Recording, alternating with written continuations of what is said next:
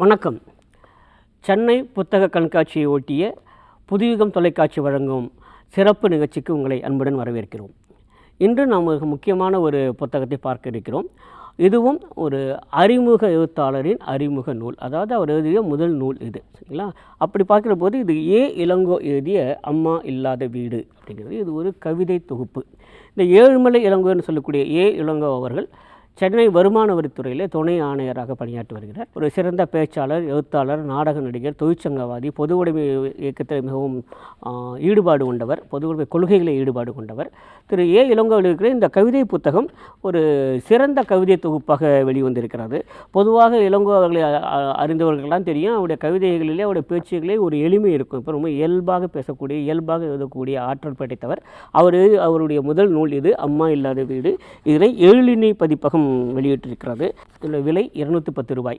இதில் ஏராளமான கவிதைகள். இந்த கவிதை தொகுப்பை நம்ம 3 விதமாக பிரித்து கொள்ளலாம் என்று தோன்றுகிறது. ஒன்று, தனிநபர்களை பற்றியது, தலைவர்களை பற்றியது, மறைந்த தலைவர்கள், இப்போது இருக்கக்கூடிய மிகப்பெரிய சாதனையாளர்கள், அவரை பற்றிய கவிதைகள்லாம் இருக்கின்றன. இரண்டாவது, காதல் அனுபவங்களை சொல்லக்கூடிய கவிதைகள் மிகவும் நேர்த்தியாக, மிகவும் அழகாக, எளிமையாக தரப்பட்டிருக்கிறது. மூன்றாவதாக தத்துவங்கள். இந்த தத்துவங்கள் மிக அருமையாக வெளிப்பட்டிருக்கிறது இந்த புத்தகத்தில். ஏராளமாக அது தொடங்குகிறப்பதே அப்படின்னா, அந்த அம்மா இல்லாத வீடு என்பது தான் முதல் கவிதை. எந்த ஒரு புத்தகத்துக்குமே இந்த முதல் அத்தியாயம், அதில் முதல் வரி இருக்கு இல்லையா, அது மிகவும் சிறப்பாக அமைந்ததாக உண்டு. அது இந்த புத்தகத்தில் மிக நன்றாக அமைந்திருக்கிறது தோன்றுகிறது.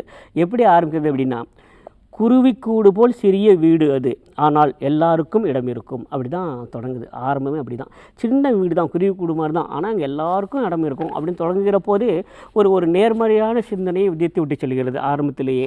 போக போக பார்த்திங்கன்னா, அர்த்தமுள்ள அப்பா, ஏணிகள் என்று வரிசையாக சொல்லிக்கிட்டே வருகிறார்கள். இதில் நான் கடவுள் என்று ஒரு கவிதை, எனக்கு மிகவும் பிடித்த கவிதைகளில் இதுவும் ஒன்று என்று சொல்லலாம். அதில் ஒரு வரி எழுதியிருக்கார் அவர், அல்லன தவிர்த்து நல்லன மட்டும் யோசி, ஓர் உண்மை புரியும், நீயும் நானும் வெவ்வேறு அன்று அப்படி சொல்லுவாங்க. ஸோ அல்லனவற்றை தவிர்த்து விட்டு நல்லனவற்றை யோசித்தா தெரியும், நீயும் நானும் ஒன்று தான், வேறு இல்லை அப்படிங்கிற மாதிரி இது மாதிரி தத்துவங்களை ஏராளமாக அள்ளி தெளித்திருக்கிறார். எதன் பொருட்டு என்று ஒரு கவிதை. ஏன் இந்த திடீர் மழை, கொஞ்சம் பெய்துவிட்டு போய்விட்டது, எதன் பொருட்டு அப்படின்னு கேட்குறாரு. ஒன்றுமில்லா எல்லாமே சிறிதாய் சிந்தனை எழுந்து பின் தூங்கி எழுந்து பார்க்குறாராம். பார்த்தா அளவான மழை நீரை பருகி கொண்டிருக்கின்றன ஏழை புறாக்கள் அப்படின்னு சொல்கிறார். ஆனால் நமக்கு அது தேவையில்லாததாக இருக்கலாம், ஆனாலும் இந்த மழை நீர் ஏழை புறாக்களுக்கு உதவி செய்து வருகிறது, அதுக்கு உயிர் தெரிகிறதுங்கிற மாதிரியான பல விஷயங்களை சொல்லிகிட்டு இருக்காங்க. அதே மாதிரி தான் பாரதியை பற்றி ஒரு கவிதை எழுதியிருக்காங்க. ஏற்கனவே சொன்ன மாதிரி தான் இதில் பல தலைவர்களை பற்றி எழுதியிருக்காங்க. மகாத்மா காந்தியை பற்றி, அப்புறம் புரட்சியாளர் சேகுவாரை பற்றி எழுதியிருக்காங்க, அப்புறம் பாரதியை பற்றி இருக்காங்க. இன்னும் சொல்ல போனால் பாடகர் எஸ்பி பாலசுப்ரமணியம் பற்றியும், நகைச்சுவை நடிகர் விவேக் அவர்களை பற்றியெல்லாம் கூட இதில் நல்ல கவிதைகள் எல்லாம் எழுதி கொடுத்துருக்கிறார்கள். அதில் பாரதியை பற்றி எழுதுகிற போது ஒரு இடத்துல இருக்கார் அவர், நீ இன்னும் தீர்த்த கரையோரம் காத்திருக்கிறாயா என்று எனக்கு தெரியாது, ஆனால் உன்னிடம் சொல்ல வேண்டிய சில உண்மைகள் உண்டு.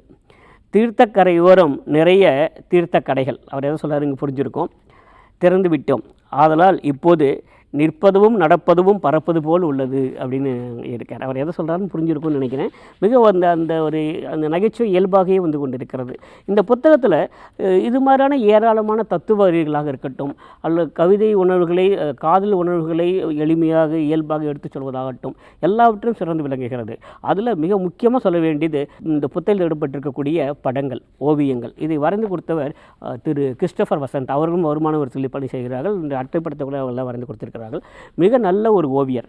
அவருடைய ஓவியம், அவருடைய படம் அங்காங்கே இந்த புத்தகத்துக்கு மெருகூட்டுகிறது அப்படின்னு சொல்லணும். இப்போ நீங்கள் பார்த்தீங்கன்னாக்க தியானம் இன்னும் ஒரு கவிதை இருக்காரு.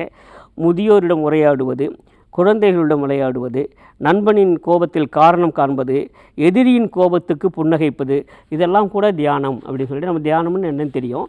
அதுக்கு இவர் சொல்லக்கூடிய இந்த கவிதை வரிகள்லாம் மிகவும் சிறப்பாக இருக்கிறது. இன்னொரு இடத்துல இருக்கிறாரு, உடன் இருந்து கொஞ்சம் கொஞ்சமாய் கொல்ல இன்னும் எத்தனை உண்டோ குற்ற உணர்வுகளும் நன்றி மறத்தல்களும் அப்படின்னு இருப்பாங்க. அது ஒவ்வொரு கவிதையிலையும் ஏதோ ஒரு இடத்துல இது மாதிரி ஒரு நல்ல ஒரு செய்தியை, ஒரு தத்துவத்தை, ஆழமாக இருக்கிற தத்துவத்தை மிக எளிமையாக போகிற போக்க சொல்லிட்டு போகிறாங்க. அதான் மிக நல்லா இருக்குது. இப்போது இந்த தெளிவை தேடின்னு ஒரு கவிதை. இந்த கவிதையில் ஒரு தெளிவை தேடி அவருடைய மனம் அலைகிறது அப்படிங்கிற மாதிரி இருக்க வச்சுங்களேன். அந்த தலைப்பு அப்படி தான் இருக்குது.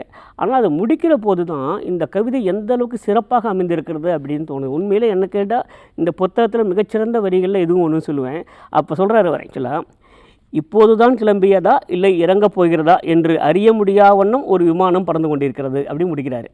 ஸோ அந்த தெளிவுங்கிறது அப்படியே இப்போ நம்ம வந்து மேலே போகிறோமோ கீழே இறங்க போகிறோங்கிற ஒரு தெளிவே இல்லாமல் இருக்கு இல்லையா, அந்த தெளிவை தேடிக்கக்கூடிய அந்த மனநிலையை இப்படி கொண்டு வந்து முடிக்கிறாரு.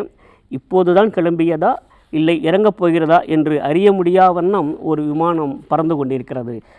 இது மாதிரியாக அங்கே போகிற போக்கில் நிறைய விஷயங்கள் சொல்லியிருக்காங்க. இதில் ஏராளமான கவிதைகள், உண்மையில் ஒரு கவிதை புத்தகம் இத்தனை கவிதைகள் இருக்குமா தெரியல, இதில் நிறைய போட்டிருக்காங்க. அப்போ அவளை பற்றி எடுக்கிற போது பெரும்பாலும் பழுப்பு மற்றும் சிவப்பு நிற உடைகளை அணிந்து வருவாள், கடலில் குளித்து விட்டு கரையேறும் கதிர் போன்று இருக்கும் அப்படியே அந்த ஓமானத்தை மாதிரி இயல்பான ஓமானங்கள் நிறைய போட்டிருக்காங்க. சரிங்களா? அதனால் இந்த மாநிறம்னு ஒரு கவிதை உண்மையிலே ஒரு மிகச்சிறந்த ஒரு கவிதை சொல்லுவேன். அது மானிட உணர்வை வெளிப்படுத்துகிற ஒரு தாயின்பை வெளிப்படுத்த ஒரு சிறந்த கவிதை. சின்ன கவிதை, குட்டியூண்டு கவிதை, எவ்வளோ அழகாக இருக்குது பாருங்களேன். தலைப்பு மாநிறம். நிறம் சற்றே குறைவாக இருக்கும் குழந்தைகளுக்கு அம்மா வைத்து கொள்ளும் அழகு பெயர். அவ்வளோதான். நமக்கு தெரியும், கொஞ்சம் நேரம் கம்மியாக இருந்துச்சுன்னா குழந்தைங்களுக்கு அப்பா அம்மாலாம் என்ன சொல்லுவாங்க, மாநிறமாக இருக்கான் குழந்தை அப்படின்னு சொல்லுவாங்க. அந்த மாநிறம்ங்கிறதுக்கு அவர் சொல்லக்கூடிய இந்த கவிதை, நிறம் சற்றே குறைவாக இருக்கும் குழந்தைகளுக்கு அம்மா வைத்து கொள்ளும் அழகு பெயர் மாநிறம். அப்புறம் இந்த நமக்கு தெரியும் நிறைய இந்த பிச்சைகள் கேட்குறவங்களாம் இருப்பாங்க எல்லா இடத்துலையும் தெருவுலலாம். அவர் ஒருத்தர் எழுதுறாரு, ₹1 பிச்சையிட்டு விட்டால் எல்லாம் சரியாகி விடுமா என்ற கேள்விக்கு என்னிடத்தில் எப்போதும் பதில் இருந்ததில்லை. எல்லோரும் கேட்பாங்க, இந்த ₹1 நீ போடுறதுனால ஒரு பசி ஆகிடுமா கேட்பாங்க. அந்த கேள்வி சரிதான், ஆனால் அதுக்கான பதில் என்கிட்ட இல்லை அப்படின்னு சொல்லிட்டு போயிட்டே இருக்காரு. அதே மாதிரி அம்மாவின் பாதி தோசை, இது மிக நிச்சயமாக நம்ம எல்லாருமே இருக்கக்கூடிய ஒரு கவிதை தொடருது.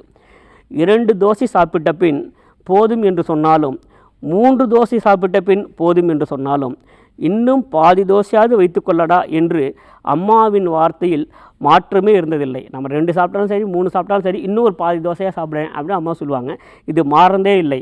மேலும் சரி என்ற பின் அம்மா அடுத்து வைக்கும் தோசை பாதியாகவே இருந்ததில்லை அப்படிங்கிறாரு. நீங்கள் எத்தனை தோசை சாப்பிட்டு கடைசியாக எனக்கு போதும் சொன்னாலும் இன்னும் ஒரு பாதி தோசை சாப்பிடுங்கன்னு தான் சொல்லுவாங்க. சரியும் சொல்லுவோம், ஆனால் அவங்க வைக்கும்போது அது பாதி தோசை என்றைக்குமே இருந்ததில்லை அப்படின்னு சொல்லி அதோட தான் முடியுது. இது எல்லார் வீட்லையும் எல்லாரும் கடந்து வந்திருக்கக்கூடிய அம்மாவின் பாசம். இதுதான் அம்மாவின் பாதி தோசை அப்படிங்கிறது.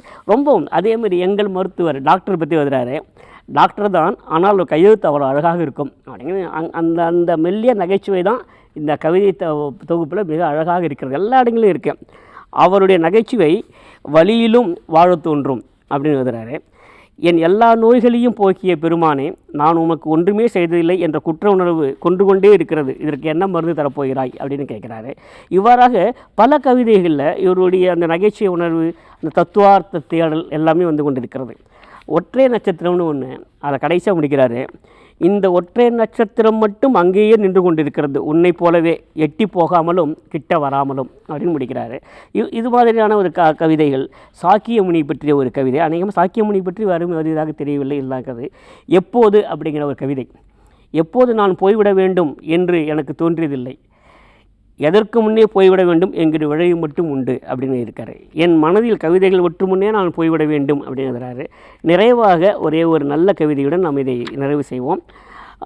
மகள் அதிகாரம் அப்படிங்கிற இடத்துல இதே தான் திரும்பவும், பாதி தோசை கேட்டார்னா பாதி தோசை கொடுத்துட வேண்டியதானே என்று தாய் தந்தை சொல்கிறார் போல் முடித்து கொண்டிருக்கிறார். அதே மாதிரி வெண்மேகங்களும் வாழ்வியல் பாடங்களும் என்கிற ஒரு கவிதை, வெண்மேகங்களை பற்றி சொல்லக்கூடிய அந்த ஒரு கவிதையுடன் அந்த தொடக்க வரியுடன் நாம் இதை நிறைவு செய்துள்ளோம். அதில் இந்த வானத்தை பார்ப்பது எனக்கு பிடிக்கும், ஆனாலும் அந்த வெண்மேகங்களாக இருக்கிற போது இன்னும் அதிகமாக அப்படின்னு ஆரம்பிக்கிறாரு. அது மிகவும் நல்ல ஒரு கவிதை என்று தோன்றுகிறது. ஏராளமான கவிதைகள் ஏற்கனவே சொன்னது பார்த்தா தனிநபர்களை பற்றியும் தலைவர்களை பற்றியும் சாதனையாளர்களை பற்றியும் காதல் உணர்வுகளை பற்றியும் சொல்கிற போது கூடவே தத்துவார்த்த ரீதியாக நகைச்சுவை ததுவும் சொல்லப்பட்டிருக்கிற இந்த கவிதை தொகுப்பு இளங்கோ எழுதியிருக்கிற அம்மா இல்லாத வீடு கவிதை பிரியர்களுக்கு மிக நிச்சயம் பிடிக்கும்.